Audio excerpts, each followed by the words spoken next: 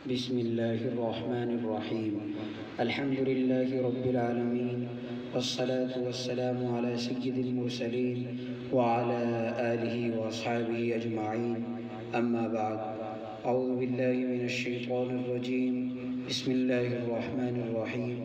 إنما يخشى الله من عباده العلماء إن الله عزيز غفور. وقال إن الذين قالوا ربنا الله ثم استقاموا تتنزل عليهم الملائكة. اللهم صل على سيدنا محمد وعلى آل سيدنا محمد وبارك وسلم. جنہیں میں ڈھونڈتا تھا آسمانوں میں زمینوں میں، جنہیں میں ڈھونڈتا تھا آسمانوں میں زمینوں میں، وہ نکلے میرے ظلمت خانے دل کے مکینوں میں. جلا سکتی ہے شمع کشتہ کو موج نفس ان کی، جلا سکتی ہے شمع کشتہ کو موج نفس ان کی. الہی کیا چھپا ہوتا ہے اہل دل کے سینوں میں. نہ پوچھ ان خرقہ پوشوں کی ارادت ہو تو دیکھ ان کو، نہ پوچھ ان خرقہ پوشوں کی ارادت ہو تو دیکھ ان کو. ید بیضا لیے بیٹھے ہیں اپنی آستینوں میں. محترم حضرات اور میرے دینی بھائیوں، آج میں ان یاران باصفا، شہیدان عشق و وفا، وارثان بلال اور سراخیل آزادی کے تذکرے کی سعادت حاصل کر رہا ہوں، جن کا قلب و جگر اسلام کی عظمت سے معمور تھا، جن کے چہرے پر عزم و استقلال کی کرنیں جلوہ فگن تھی، جن کا دل جذبہ جہاد سے سرشار تھا، جنہوں نے اپنی زندگی اسلام کی سر بلندی اور اعلاء کلمت اللہ کے لیے وقف کر دی، جن کی ایک تاریخ ہے، جن کی ایک داستان ہے، جنہوں نے ہر دور میں اسلام کی آبیاری کی ہے اور چمنستان اسلام کی طرف بڑھنے والی ہر باد سموم کی راہ میں دیوار آہنی بن کر حائل ہو گئے ہیں. حضرات، اس چمنستان عالم کا پتا پتا اور بوٹا بوٹا اس بات پر شاہد ہے کہ یہ طبقہ ان اصحاب فکر و نظر اور وارثان قلب و جگر کا طبقہ ہے، جنہوں نے تاریخ کے ہر نازک موڑ پر امت کی رہنمائی اور دستگیری فرمائی ہے. یہ ان یاران باصفا اور شہیدان عشق و وفا کا قافلہ ہے، جنہوں نے ہر دور میں باطل کا مقابلہ کیا ہے. جب بھی باطل نے حق کو چیلنج کیا ہے، انہوں نے اس کے چیلنج کو قبول کیا ہے اور سر بکف میدان میں آ نکلے ہیں اور جم کر پوری بے خوفی سے باطل کا مقابلہ کیا ہے. انہوں نے جانیں تو دے دی مگر باطل کو کبھی پیٹھ نہ دکھائی. انہوں نے سر تو کٹا دیا مگر پرچم اسلام کو سرنگوں نہ ہونے دیا. جب جلاد تلوار چمکاتا ہوا آگے بڑھا تو انہوں نے مسکرا کر نظر سے نظر ملائی، پھر یہ کہتے ہوئے مردانہ وار تلوار کے نیچے سر رکھ دیا. ازل سے رچ گئی ہے فطرت میں سر بلندی، ازل سے رچ گئی ہے فطرت میں سر بلندی، ہمیں کٹنا تو آتا ہے جھکنا نہیں آتا. غرض یہ کہ انہوں نے ہر محاذ پر باطل کا مقابلہ کیا اور ہر طرح سے مقابلہ کیا. ضرورت پڑی تو گولی چلائی، ضرورت پڑی تو تلوار چلائی، تلوار پھینکی تو قلم اٹھا لیا، ضرورت پڑی تو اپنی شعلہ نوائیوں سے طوفان تند و تیز شرکش و بے باک کا کام لیا. اور جب ضرورت پڑی تو قوم کے ننھے نونہالوں کی تربیت و اصلاح فرما کر باطل کے لیے دیوار آہنی اور فولادی لشکر بنا دیا.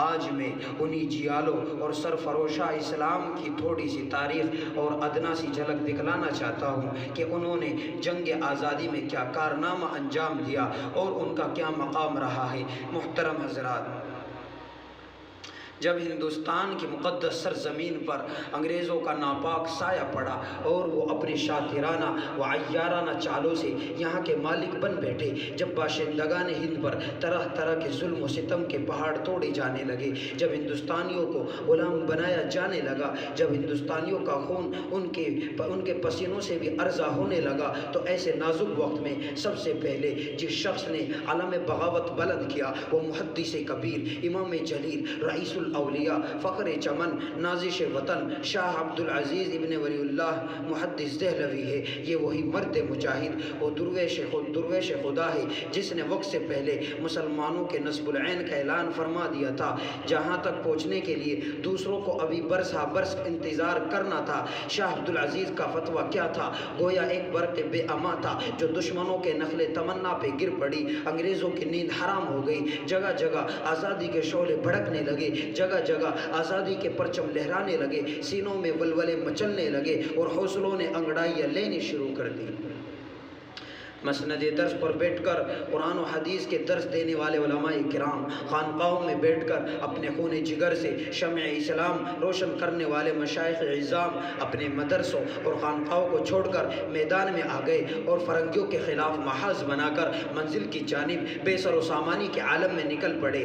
اور میں اکیلا ہی چلا تھا جانب منزل مگر، اور میں اکیلا ہی چلا تھا جانب منزل مگر، راہ رو آتے گئے اور کاررواں بنتا گیا کہ مصداق ہو گئی۔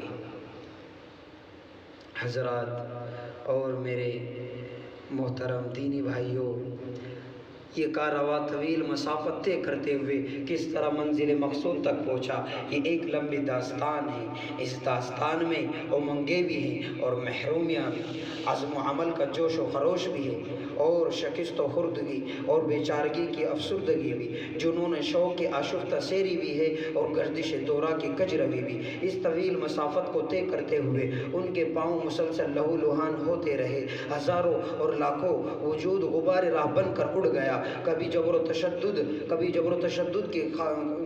تشدد کی خاردار جھاڑیوں نے ان کے دامن کو تار تار کیا، کبھی وحشت و بربریت کے پہاڑ ان کے راہ میں حائل ہو گئے، مگر اس بزم جنوں کے دیوانوں نے ہمت نہیں ہاری، حادثات و مسائل سے ٹکراتے ہوئے منزل مقصود کی جانب بڑھتے رہے۔ راستے کی غربت و دوری سے بے فکر، طمانینت قلب و جگر سے مستغنی، پریشانی افکار کے احساسات سے بے نیاز، خطرات و وساوس کی گرفت سے بے پرواز، منزل مقصود کی تلاش میں کبھی عرب و ترکی کی راہوں کو ناپتے ہیں تو کبھی روس و افغان کی بادیہ پیمائی کرتے ہیں، کبھی مالٹا کی کوٹریوں میں قیام کرتے ہیں تو کبھی عدالت کے کٹہرے میں کھڑے ہو کر نغمہ آزادی سناتے ہیں، کبھی پھانسی کے پھندوں کو چوم کر منزل کا نشان پوچھتے ہیں تو کبھی غرض یہ کہ ان دیوانوں نے ہر راہ سے منزل تک پہنچنے کی کوشش کی اور پہنچ کر ہی دم لیا۔ تاریخ ہند ہم سے کہتی ہے اس بزم جنوں کے دیوانے ہر راہ سے پہنچے محفل تک، اس بزم جنوں کے دیوانے ہر راہ سے پہنچے محفل تک، بے تابی ان کی عام ہوئی صحراؤں سے لے کر ساحل تک۔ حضرات یہ واقعہ ہے کہ اگر ہندوستان کی جنگ آزادی میں علماء حصہ نہ لیتے تو ہندوستان کبھی آزاد نہ ہوتا، اگر یہ سرخیل آزادی نہ ہوتے تو تحریک آزادی نہ چلتی، تحریک بالا کوٹ نہ چلتی، تحریک ریشمی رومال نہ چلتی، تحریک خلافت نہ چلتی، ہندوستان چھوڑو تحریک نہ چلتی، مقدمہ وہابیان نہ چلتا، امبالہ سازش کیس نہ بنتا۔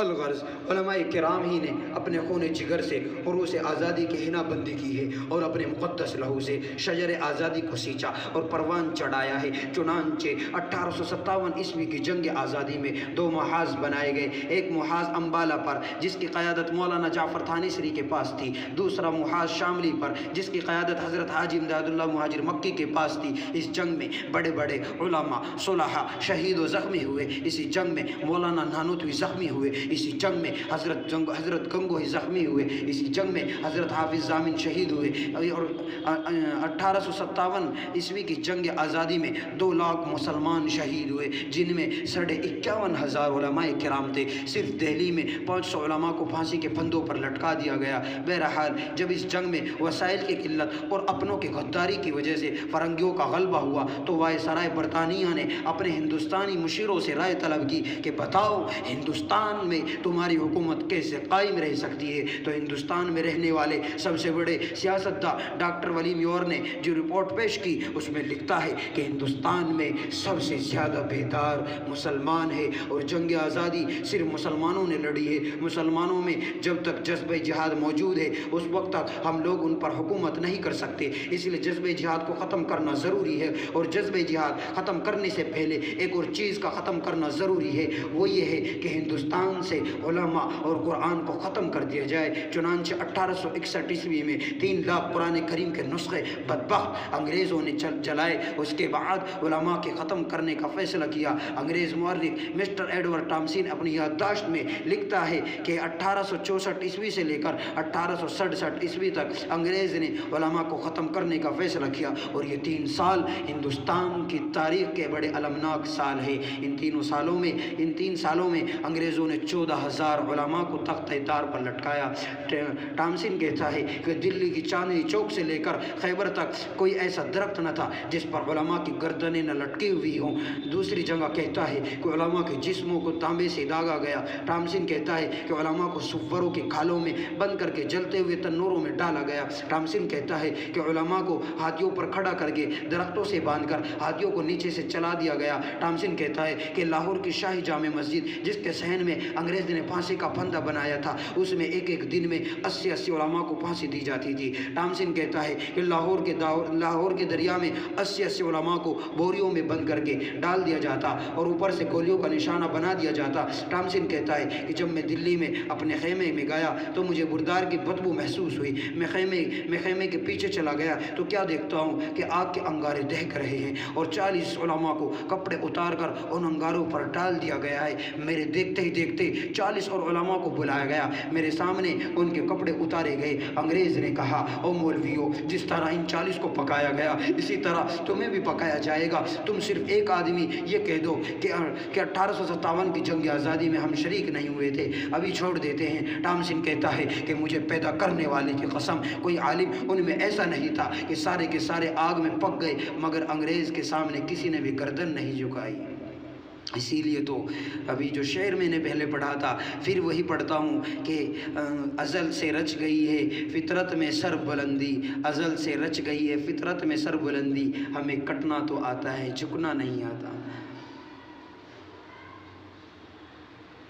حضرات، انہی شیران اسلام اور سرفروشان خیر الانام کے سچے جانشین اور حقیقی وارث شیخ الہند اور شیخ الاسلام اور مولانا عبید اللہ سندھی رحمۃ اللہ علیہ ہیں۔ 1857 کے بعد سے 1947 تک کی آزادی کے سرخیل اور کمانڈر یہی حضرات تھے۔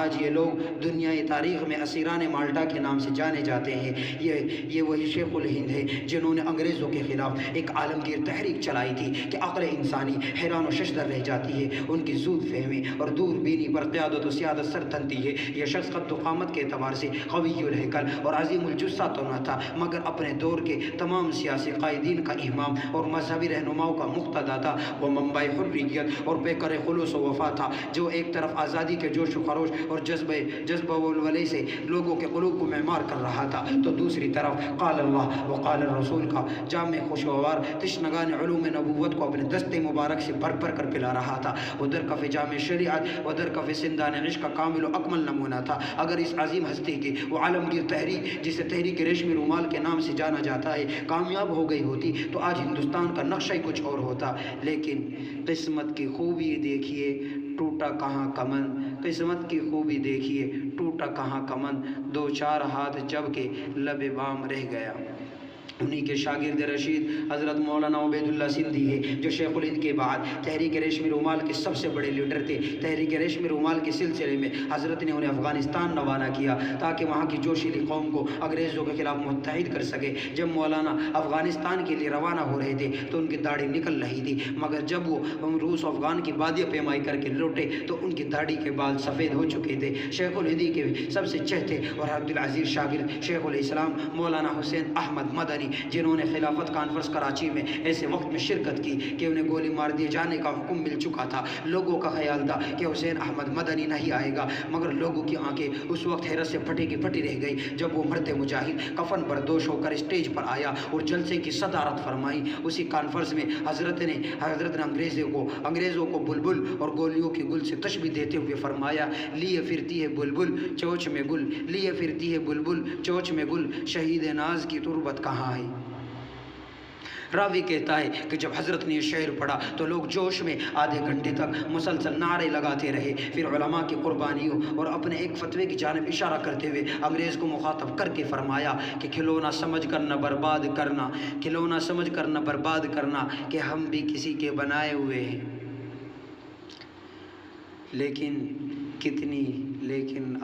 کتنی بربادی مقدر میں تھی آبادی کے بعد، لیکن کتنی بربادی مقدر میں تھی آبادی کے بعد، کیا بتائے ہم پہ کیا گزری ہے آزادی کے بعد۔